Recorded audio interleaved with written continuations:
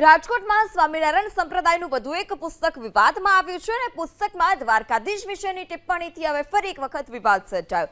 શ્રીજી સંકલ્પ મૂર્તિ સદગુરુ ગોપાળાનંદ સ્વામીની વાતો પુસ્તકમાં ભગવાન દ્વારકાધીશ વિશે દ્વારકામાં ભગવાન ક્યાંથી હશે તેવો ઉલ્લેખ કરાતા વિવાદ સર્જાયો।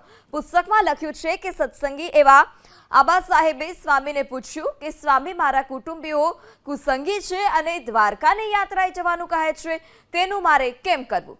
ત્યાં મને ભગવાન દર્શન આપશે ખરી? તે પ્રકારનો સવાલ પણ કરાયો હતો। ત્યારે ગોપાળાનંદ સ્વામીએ કહ્યું કે હવે ભગવાન ક્યાંથી હોય?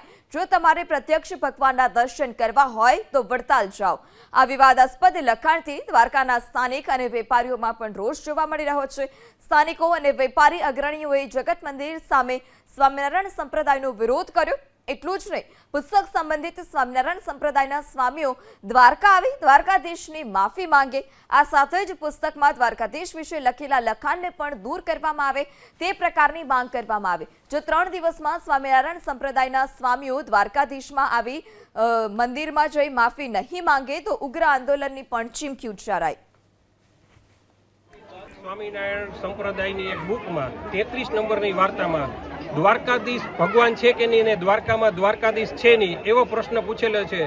તો દ્વારકામાં દ્વારકાધીશ આદિકાળથી છે, જ્યારે સ્વામિનારાયણ સંપ્રદાય હજુ હમણાં જ જન્મ ચૂકે છે। તો આ વસ્તુમાં અમારો દ્વારકાવાસીઓનો સમગ્ર વિરોધ છે અને આ જે સંપ્રદાયની બુક છે તેમાંથી આ 33 નંબરની વાર્તાનું પાનું રદ કરવામાં આવે અને તે વાર્તાનું પાનું રદ કરી અને વડતાલ સ્વામિનારાયણ સંપ્રદાયના જે એના અનુયાયીઓ હોય તે દ્વારકા આવી અને માફી માગે, નકર ભવિષ્યમાં દ્વારકામાંથી ઉગ્ર આંદોલન થાય તેવા સમાચારો થશે।